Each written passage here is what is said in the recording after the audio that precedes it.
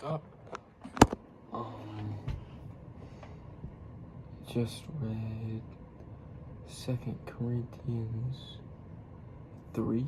Oh, well, I wrote that wrong in my notes.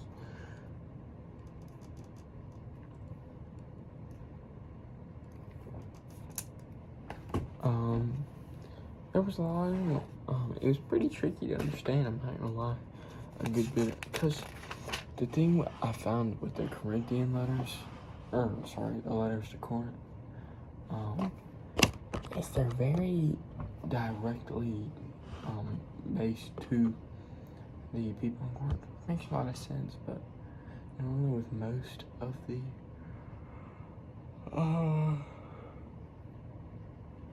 most of Paul's letters, you understand what he's talking about without knowing what's going on in the church prior to the letter.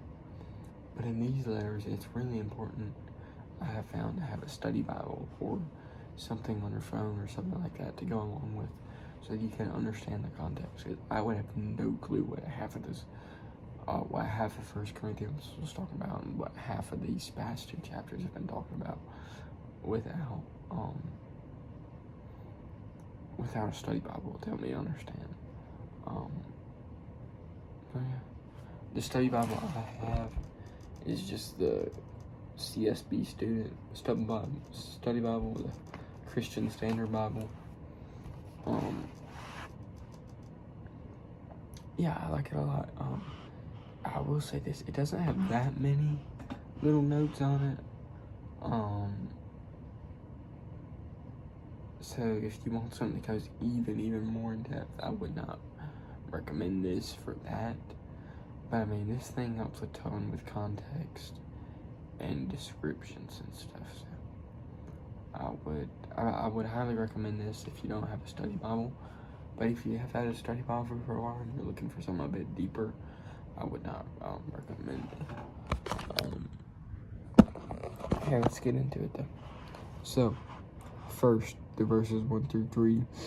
Apparently, some people were asking for like letters of recommendation or something. I've got no clue. That was something my study Bible told me. And it's Paul, instead of saying something about the letters of recommendation, he says the people of the church are the proof. Them turning from sinners to non-sinners and believers is the letters that are needed for proof, and that's all. Then in verses 4 through 6,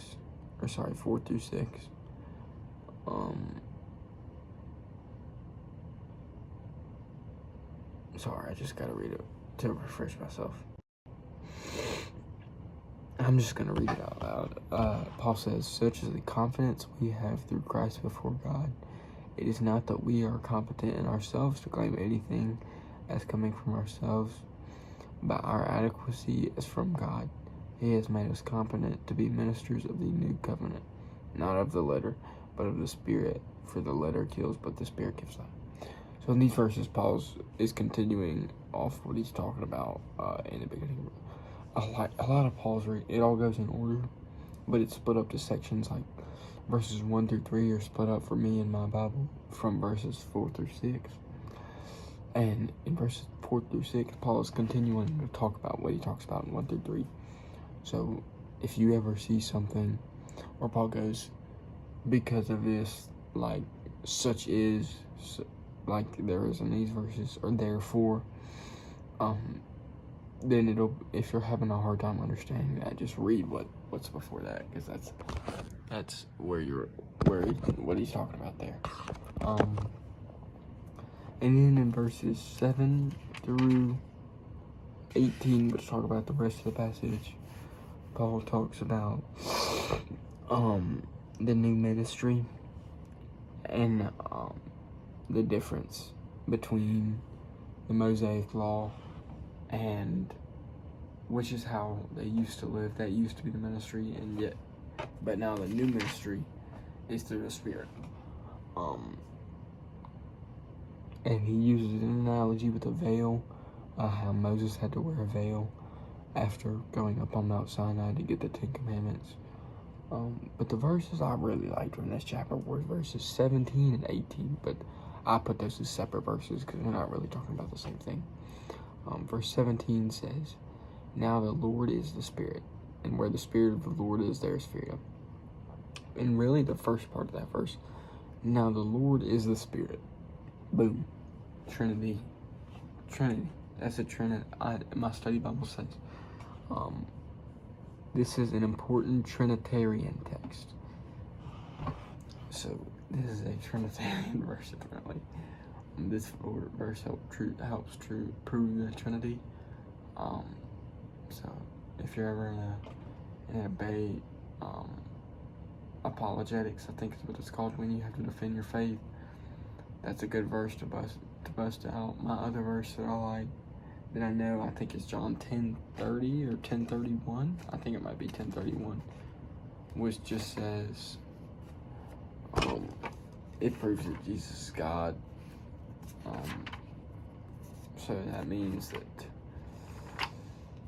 or I don't know if I said John, but John 10:30 or 31 is what I'm talking about.